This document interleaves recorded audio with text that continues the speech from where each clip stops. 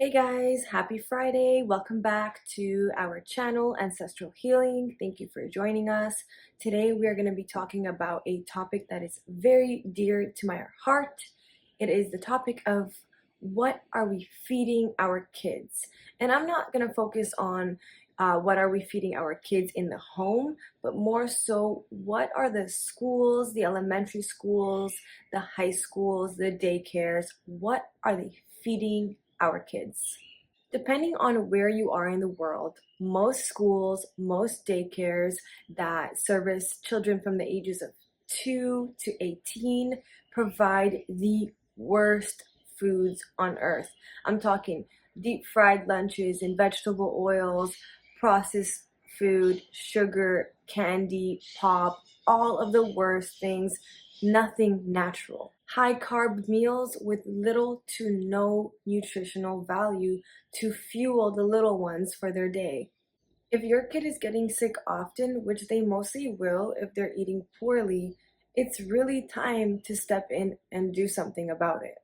I wanted to make this video because although I don't have kids myself, I have friends who have kids and they tell me horrendous stories. One of my friends has a 3-year-old and a 7-year-old, and when it's a celebration at the daycare or at the school, whether it's a birthday party or a national holiday, the reward and the theme is always candy. They feed them pizza for lunch, and they send them home with massive plastic bags full of candy, kind of like loot bags, but like real grocery bags filled with processed food. When my friend first told me this, and I actually saw the processed bag of candy myself, I was mortified. I couldn't believe that this is what people are feeding the children.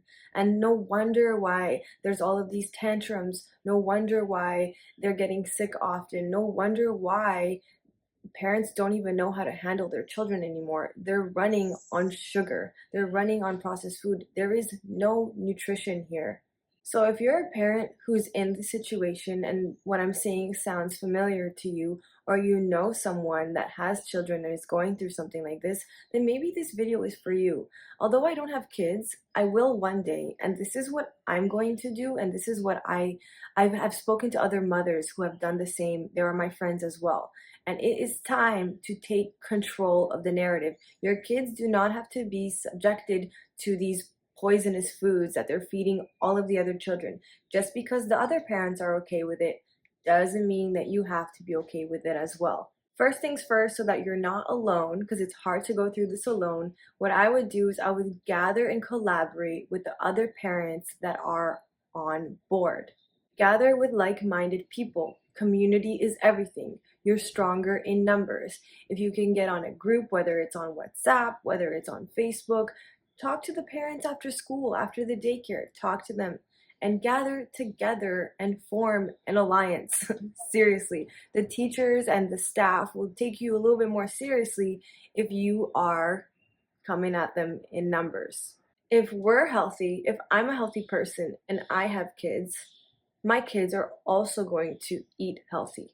What we feed our children should be the same as what we're eating. They're not any different. If anything, they're actually more important. We have to lead by example.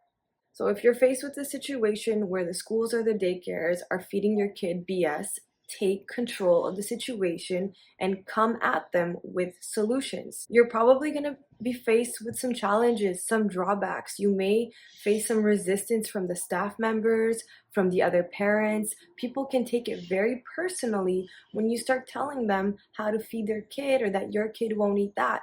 But the thing about it is it's not about them and it's not about their kid. It's about your kid. And what I find is the safest bet, where usually no one utters a word, is if you bring up the allergies. My kid has allergies. At the end of the day, I believe that you completely have control over what your kid eats when they're at school and they're at daycare.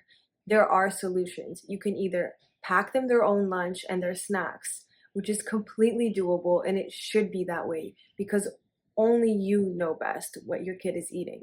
Another great alternative, which I would do 100%, and I would suggest this to all of the parents who are healthy themselves and want to have healthy children, is to write a letter to the staff members, explaining that your kid has allergies and that they are not to be given any of the food that the other kids are getting during birthday celebrations, Valentine's Day, Halloween, just asking them to let you know ahead of time when there will be any events so that you can send your kid off to school prepared with his own snacks, his or her own snacks. If you have more parents on board who share the same mission, then you guys can get together and offer bigger solutions, like taking over the snacks during birthday parties, bringing healthier alternative snacks. Of course, if you guys are watching my video, this is an animal-based, carnivore, ancestral healing page, but maybe some of you are not on that journey and you're watching my video, and that's okay. We all find our own place within the health sphere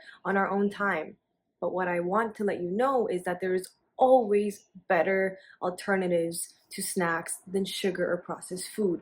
I would encourage fruit as a great snack as opposed to something that was man-made in a lab with artificial ingredients and terrible color dyes. Fruit is a way better alternative. So you can kind of collaborate and talk to the parents, and you guys can come up with a plan and present it to the staff. I don't think that it's acceptable that schools and daycares are literally poisoning our children with these processed foods, and I think something should be done about it. And I think if you're a healthy parent, it's your duty to make sure that your kid is eating healthy as well. And it starts with where they spend most of their time, and that is in daycares and schools for many people. That's the truth.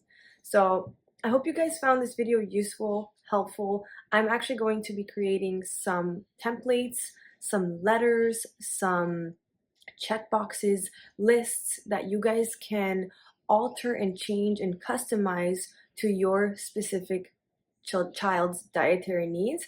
And you can use those to share with the daycares, with the schools, because I'm really passionate about this. I only discovered my health journey when I was 27, really, when I came across the carnivore diet, and it changed my life. And I wish I was taught this information sooner.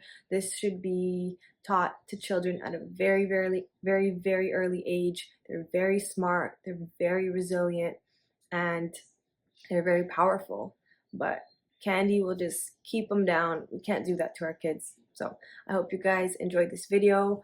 On Tuesday, I have a very special guest coming on. We're filming that Tuesday's video today, and he is an expert in all things, especially seed oil. So we're gonna go deep, in depth into seed oils, gonna ask some very specific questions. If you guys have anything that you'd like me to ask him regarding seed oils, please comment below and I'll try to squeeze some questions in there.